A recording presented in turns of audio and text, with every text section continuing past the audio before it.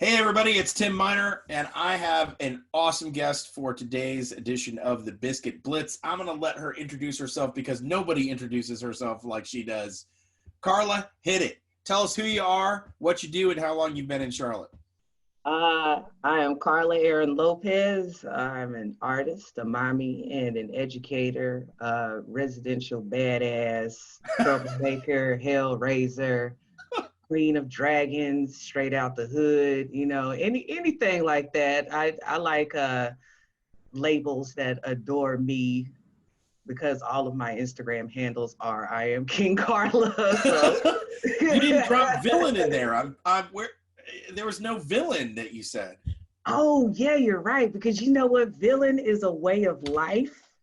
It's a mindset that I am more than likely going to disagree with just about 75% of things that you say, which is 25% less than how I felt in my 20s. All right. Well, we got 4 minutes. Let's see how many times you can disagree with me. So, my first question is I know you to be somebody who's like insanely busy. You've got so many plates that you spin, so many people you want to help, and you're busier than ever. What are you doing to keep yourself going in the, with the situation we're in right now? Well, I find solace in just making things. Like, that's just peaceful for me to just get up and make stuff. And to be honest, after the first recession that we went through, like now we're walking into something else, and I'm sure somebody will come up with some complicated term. But after the recession, that productivity push, like every millennial felt like they had to work, work, work, work, work.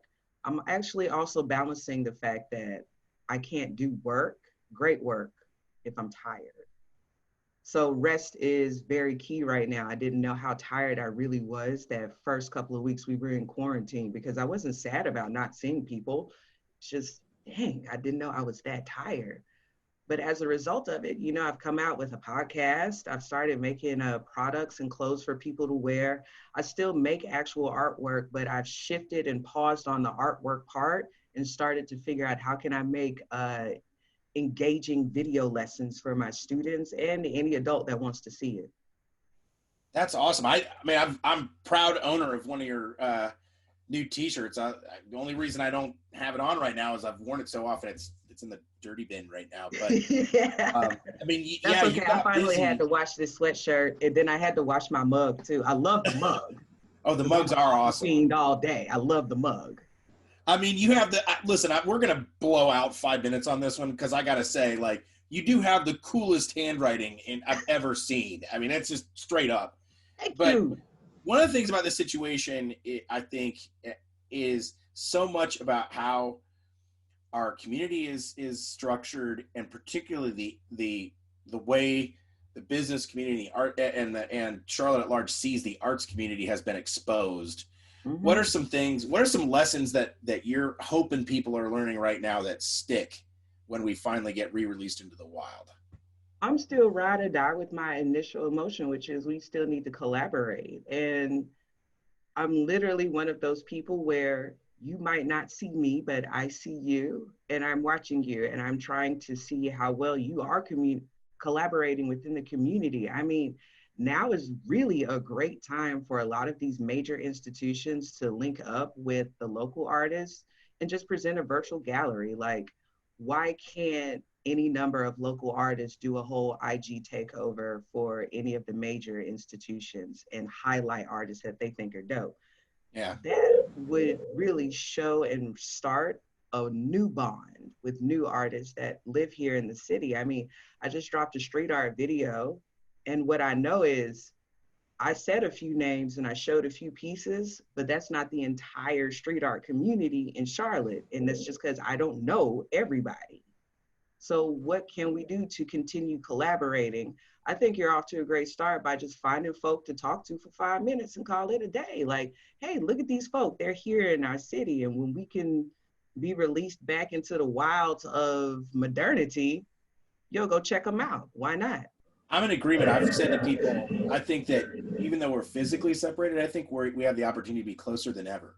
Mm-hmm. Because using this form of communication, if you're intentional, how you dressed, how much money you have, what side of town you live on. None of that matters because I can cross that barrier fast if we have an agreement that we're just going to get to know one another and on our own terms, you know?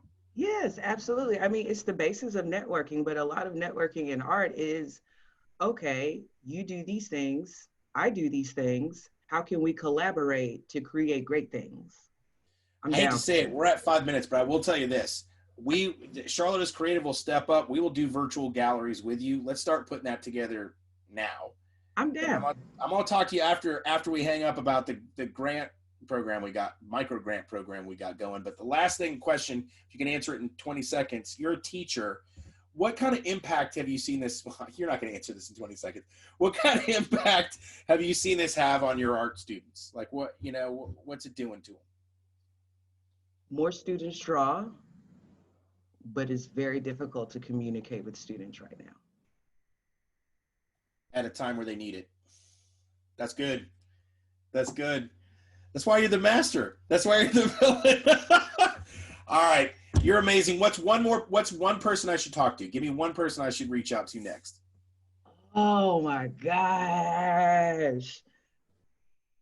That's a lot of Just pressure. like, that's like asking me who's my favorite musician. Like, I'm not saying the only person. I'm just saying give me one name. And you can give me more names later. you know what? You know who I think you should reach out to?